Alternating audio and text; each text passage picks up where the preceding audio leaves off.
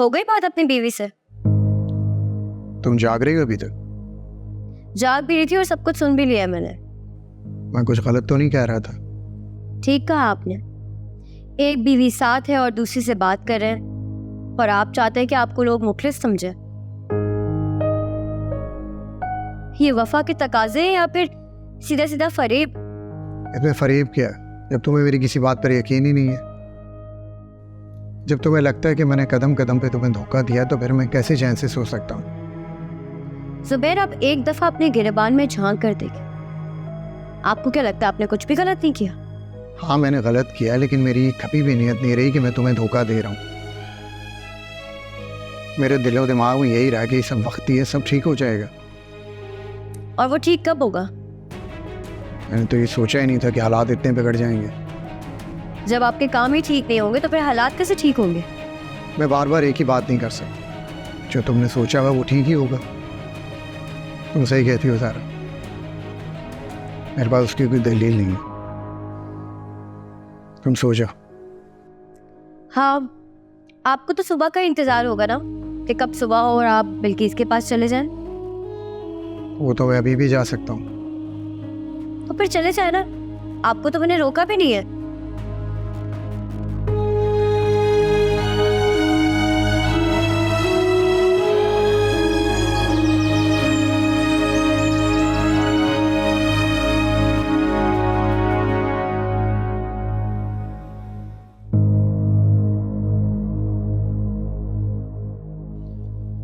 जुबैर भाई आए नहीं रात क्या?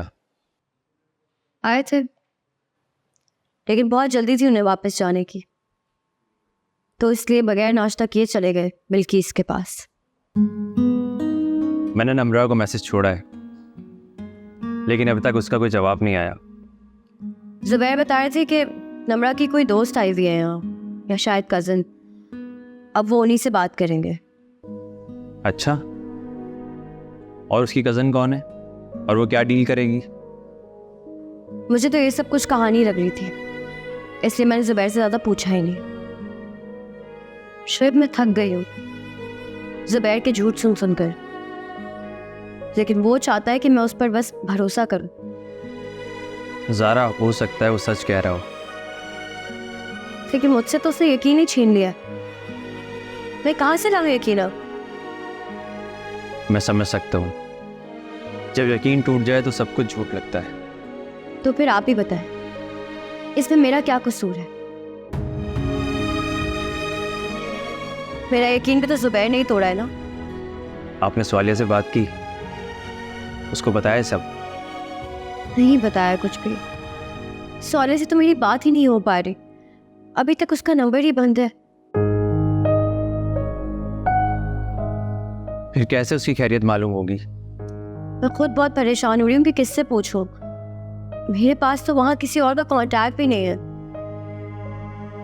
उस एजेंट का नंबर या एड्रेस है आपके पास? या जिस नंबर से पहले आपके पास कॉल आई थी वो नंबर दे मुझे आप। हाँ, आपको भी सेंड करती हूँ। सोलिया का फोन।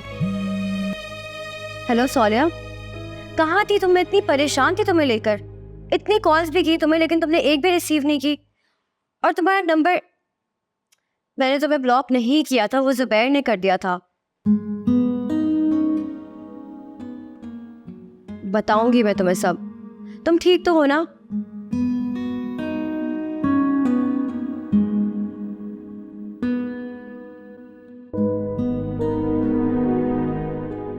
क्यों एक ही किरदार निभाते निभाते? तुम एक नहीं कई किरदार निभा रहे हो जुबैर, इसलिए थक गए हो। क्योंकि आप जब ज्यादा प्रिटेंड करते हैं तो जल्दी थक जाते हैं। मैंने गलत बयानी से काम लिया हो। मैं ये भी नहीं कहता कि मैं दूध का धुला हुआ हूँ, लेकिन यार मैं ऐसा भी नहीं हूँ जैसा मैं सारा की नज़र में बन गया। लेकिन मेरी कहानी में तुम तो अब भी हीरो हो जुबैर।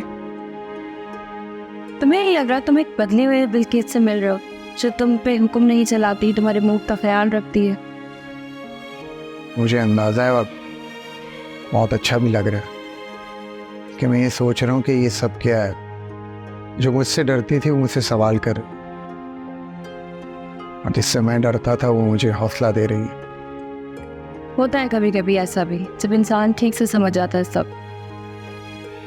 आना मतलब है कि दारा ने मुझे ठीक समझा कि वो हर बात का मुझे जिम्मेदार ठहराए।